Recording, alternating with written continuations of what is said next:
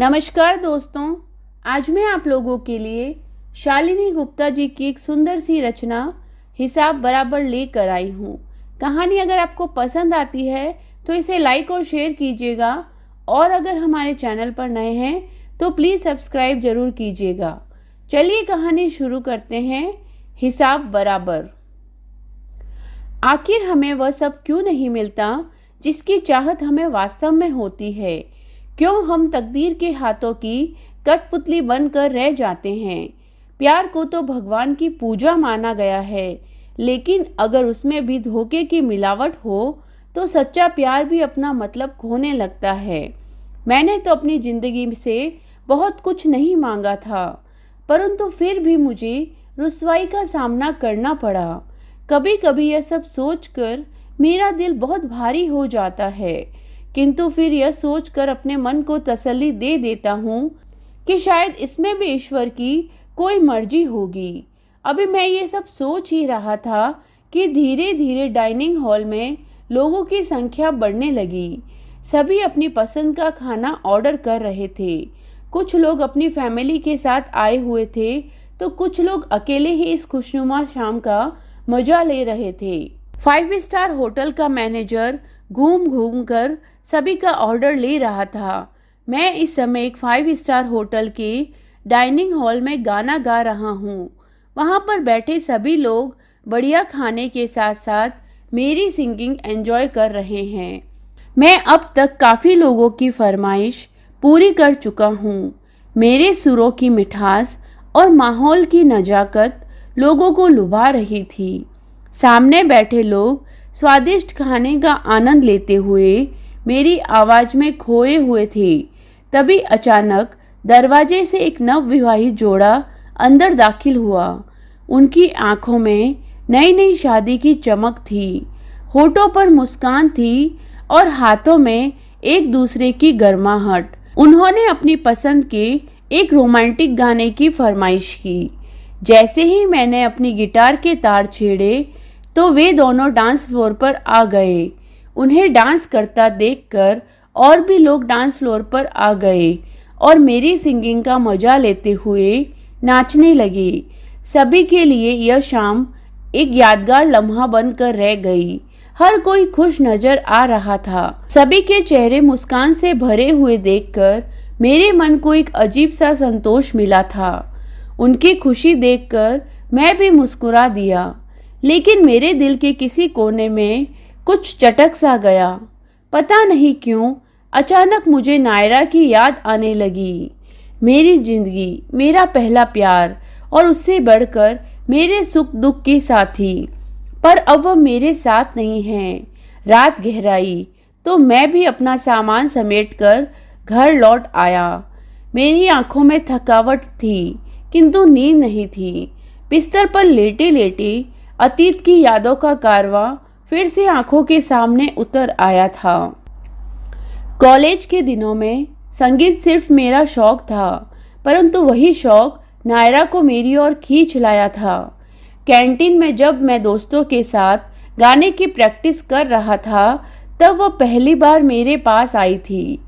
तुम बहुत अच्छा गाते हो, सच में तुम्हारी आवाज़ दिल को छू लेती है। उसकी आंखों की चमक और ताली बजाने की मासूमियत मुझे भीतर तक छू गई थी। उसके बाद मैं अक्सर उसकी फरमाइश पर गाने लगा। धीरे धीरे हमारी दोस्ती प्यार में बदल गई। हम दोनों एक दूसरे से बिल्कुल अलग थे। वह एक अमीर बिजनेसमैन की बेटी, खुले विचारों वाली, बेबाक और आत्मविश्वास से भरी। मैं एक छोटे शहर का लड़का जिसे अपनी किताबों और संगीत के सिवा ज़्यादा कुछ नहीं आता था। लेकिन प्यार सोच समझकर तो नहीं किया जाता। अगर ऐसा होता तो न जाने कितने लोग प्यार से महरूम रह जाते। मैं भी शायद इसका अपवाद ही था, वरना मुझ जैसे गांव के छोरे पर नायरा जैसी शहर की लड़की का दिल आना मुश्किल ही था। सच में उसका साथ पाकर मुझे ऐसा लगने लगा था मानो मैंने सब कुछ पा लिया हो। वैसे देखा जाए तो मेरी और उसकी मिसफिट जोड़ी ही हमारी दोस्ती की बुनियाद थी। तभी तो कॉलेज के सभी लड़के और लड़कियां हमारी दोस्ती देखकर जल जाते थे। मेरी क्लास के तो कई लड़के भी नायरा को शादी के लिए प्रपोज कर चुके थे, पर नायरा किसी को भी घास नहीं डालती थी। पता नहीं यार, ऐसा क्या देखा नायरा ने तेरे अंदर, जबकि हम लोग तो उसे पटाने के सारे हथकंडे अपना चुके हैं। ऐसा क्या अलादीन का चिराग मिल गया है तुझे? उनकी यह बातें सुनकर मैं मन ही मन बहुत खुश होता था। अब उनसे क्या कहता कि मैंने ऐसा कुछ नहीं किया है, बल्कि यह तो शायद ईश्वर की मर्जी है, वरना मुझ जैसे अंतर्मुखी इंसान से इतनी सुंदर लड़की पटना बेहद मुश्किल था।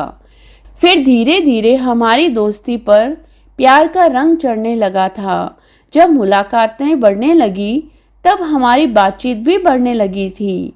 फिर तो हम अक्सर कॉलेज बंक करके एक दूसरे से मिलने लगे, कभी पिक्चर तो कभी कभी कैफ़े।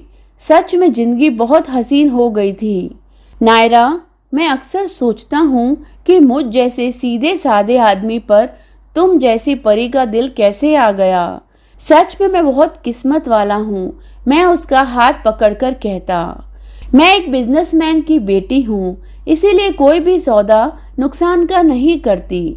मुझे यह तो पता है कि तुम एकेडमिक्स में बहुत अच्छे हो, इसीलिए एक अच्छी कंपनी में तुम्हें नौकरी अवश्य मिल जाएगी। लेकिन उसके साथ साथ तुम अन्य लड़कियों को घूरते नहीं हो, जबकि तुम्हारे साथ के लड़के किसी भी लड़की के साथ फ्लर्ट करने में पीछे नहीं रहते। बस यही सोचकर मैं तुम्हारे करीब आई हूँ। कम से कम तुम सिर्फ मेरे होकर रहोगे। मुझे प्यार में शेयरिंग पसंद नहीं है। नायरा की इन बातों को सुनकर मुझे अजीब तो लगता था, परंतु मैं चाह कर भी रिएक्ट नहीं करता था, क्योंकि मैं उससे प्यार जो करने लगा था। वैसे भी जब आप प्यार में होते हो तब आपको सामने वाले की कोई भी बात गलत नहीं लगती। इधर समय अपनी गति से बढ़ता जा रहा था और उधर मैं और नायरा कॉलेज की पढ़ाई पूरी होने के बाद अपनी अपनी लाइफ में सेटल हो गए, जहां एक और मुझे एक प्राइवेट कंपनी में फाइनेंस एग्जीक्यूटिव की जॉब मिली, तो दूसरी ओर नायरा को एक मल्टीनेशनल कंपनी में एचआर मैनेजर का पद मिला। हम दोनों दिल्ली में दो अलग अलग कंपनियों में कार्यरत थे। हमने किराए का एक फ्लैट भी ले लिया था, जिसमें हम दोनों बिना शादी के साथ साथ रहते थे। जिंदगी बहुत मज़े से कट रही थी। इसी बीच अचानक मेरा ट्रांसफ़र कोलकाता हो गया। कोलकाता आने पर भी मेरा और नायरा का साथ पहले की तरह ही बना रहा। कभी वीकेंड पर नायरा मेरे पास आती या फिर मैं दिल्ली चला जाता। हम दोनों साथ में अच्छा टाइम स्पेंड करने के बाद अपने अपने शहर वापस लौट जाते। अब जब मैं सेटल हो गया तब मुझ पर शादी करने का दबाव बनने लगा था। तेरे लिए बहुत अच्छे घर से रिश्ता आया है, लड़की भी बहुत सुंदर है और वह नौकरी भी करती है। तू कहे तो उससे बात करूं। यह बातें सुनकर अजीब सा मन हो गया था मेरा। मैं उस समय माँ को नायरा के बारे में बताना चाहता था, परंतु चाह कर भी मैं ऐसा नहीं कर पाया, क्योंकि मैं खुद ही इस बारे में नहीं जानता था। क्या कहा शादी? अभी तुम ठीक से सेटल तो हो जाओ, शादी के बारे में बाद में सोचेंगे। नायरा बेफिक्री से बोली। सेटल? अब कितना सेटल होना है? अच्छी जॉब है मेरी और पे स्केल भी बढ़िया है, और क्या चाहिए? वह तो ठीक है, किंतु जब तक तुम्हारी अच्छी सेविंग नहीं हो जाती तब तक हम शादी के बारे में नहीं सोच सकते, क्योंकि शादी होने के बाद हमारे खर्चे बढ़ जाएंगे।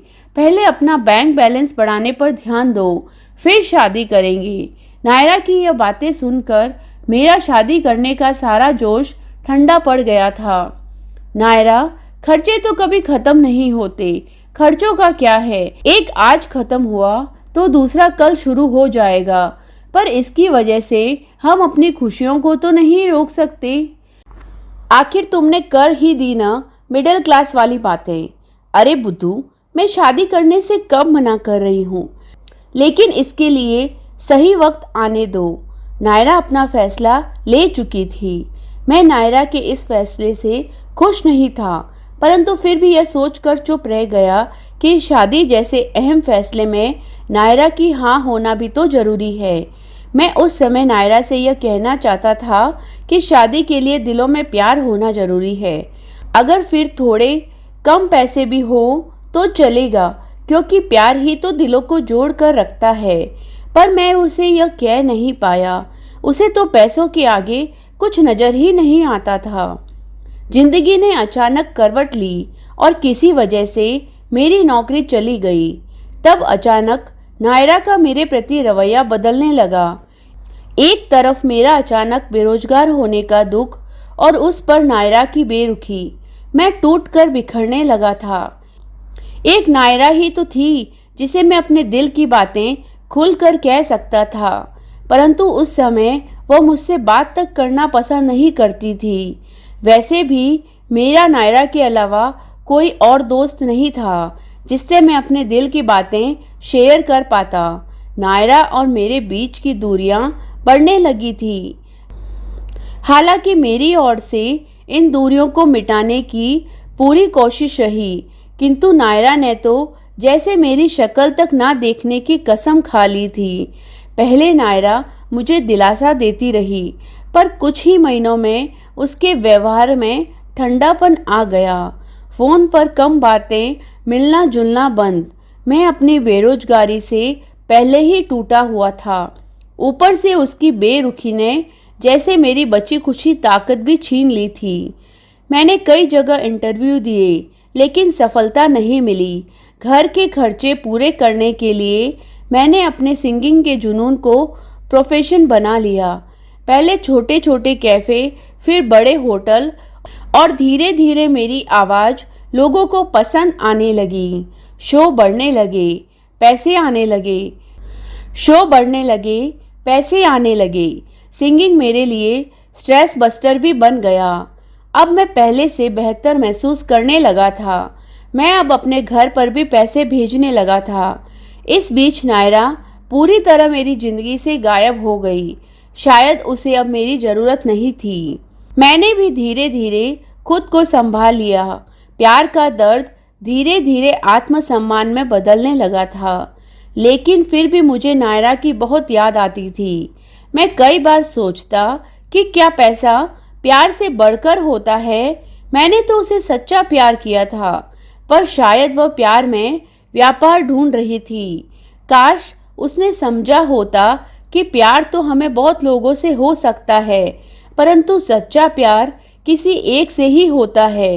बीते समय के साथ जहां एक और मैं धीरे धीरे आगे बढ़ रहा था, तो वहीं दूसरी ओर नायरा की बेवफाई के कारण मेरे मन की जमीन पथरीली होने लगी थी। अब तो मुझे उससे मिले एक अरसा बीत चुका था। बस यही सब सोचते हुए कब मेरी आंख लगी मुझे पता ही नहीं चला। अगले दिन की सुबह मेरे लिए एक खुशनुमा पैगाम लेकर आई। एक बड़ी कंपनी में मुझे जॉब ऑफर हुआ तो ऐसा लगा कि मानो मुझे फिर से एक नई पहचान मिल गई हो। एक लंबे समय बाद कॉरपोरेट वर्ल्ड में लौटना मेरे लिए आसान नहीं था, लेकिन फिर भी खुद को साबित करने का एक और मौका मैं किसी भी हाल में नहीं छोड़ सकता था। लेकिन साथ ही मैंने अपने सिंगिंग के शौक को नहीं छोड़ा, क्योंकि एक वही तो था जिसने मेरे मुश्किल समय में मेरा साथ दिया था। तभी तो मैं ऑफिस से लौटकर भी अपने इस पैशन को अंजाम देता रहा। एक दिन जब मैं गाना गाने के बाद अपना सामान पैक करके घर जाने लगा था, तब अचानक एक जानी पहचानी आवाज़ सुनकर मेरे कदम रुक गए। अब तो तुम्हारे पास एक अच्छी नौकरी है, सब कुछ ठीक हो गया है, फिर क्यों यह गिटार लेकर घूमते रहते हो। मैंने धीरे से सिर उठाकर देखा। सामने नायरा खड़ी थी, हाथ में कोल्ड ड्रिंक का ग्लास और चेहरे पर वही पुरानी मुस्कान। पर अब वह मुस्कान मुझे खोखली लग रही थी। मैंने एक गहरी सांस ली और कहा, मत भूलो, मेरे इसी शौक के कारण तुम मुझसे आकर्षित हुई थी, और यही शौक मेरे सबसे मुश्किल वक्त में मेरे काम आया था। वह हंस पड़ी। अगर हम फिर से एक हो जाए तो। मैंने उसकी आंखों में देखा। जहां कभी प्यार था, अब वहां सिर्फ एक बिजनेसमैन की बेटी की चालाकी दिख रही थी। अब मैं तुमसे कोई रिश्ता नहीं रखना चाहता। वह चौंक गई। क्या तुम मुझसे प्यार नहीं करते? मैंने कड़वाहट से कहा। अपनी बेवफाई को प्यार का नाम तो मत दो नायरा। जब मुझे तुम्हारी सबसे ज्यादा जरूरत थी तब तुम नहीं थी, पर अब जब मेरे पास सब कुछ है तो तुम वापस आना चाहती हो। उसका चेहरा उतर गया। तुम बिजनेसमैन की बेटी हो, कोई भी घाटे का सौदा नहीं करती, लेकिन सच्चा प्यार तो मुनाफे और नुकसान से परे होता है। अगर सिर्फ पैसा ही सब कुछ होता तो रिश्तों की बैलेंस शीट हमेशा खाली ही रह जाती। मैं कठोरता से बोल पड़ा। नायरा अचानक घबराई हुई सी दिखी। क्या तुम्हारी जिंदगी में कोई और लड़की आ गई है? मैं मुस्कुरा दिया। क्या खुश रहने के लिए किसी और का साथ जरूरी है? क्या मेरा खुद का कोई वजूद मायने नहीं रखता? नायरा की आंखों में अफसोस था या शायद पछतावा। अंदाजा लगाना मुश्किल था, लेकिन मुझे तुम्हारी जरूरत है, इतना कहकर उसने मेरा हाथ पकड़ लिया। मैंने हल्के से अपना हाथ छुड़ाया और कहा, पर मुझे अब तुम्हारी कोई जरूरत नहीं है। अब मैं खुद के साथ बहुत खुश हूँ। और मैं वहां से चला गया। गाड़ी चलाते हुए मैं सोच रहा था कि कभी जिसे मैंने अपनी दुनिया माना था, आज वही मेरे लिए एक बीता हुआ अध्याय बन चुकी है। मैंने रेडियो ऑन किया तो एक सुरीली आवाज मेरे कानों में पड़ी। जीवन के सफर में बिछड़ जाते हैं जो हम सफर, वो फिर कभी लौट कर नहीं आते। फिर मैंने खुद से कहा, अब हिसाब बराबर, और नई मंजिल की ओर बढ़ चला। तो कैसी लगी शालिनी गुप्ता जी की सुंदर सी कहानी हिसाब बराबर। मिलती हूँ किसी नई रचना के साथ में, तब तक अपना ख्याल रखिए।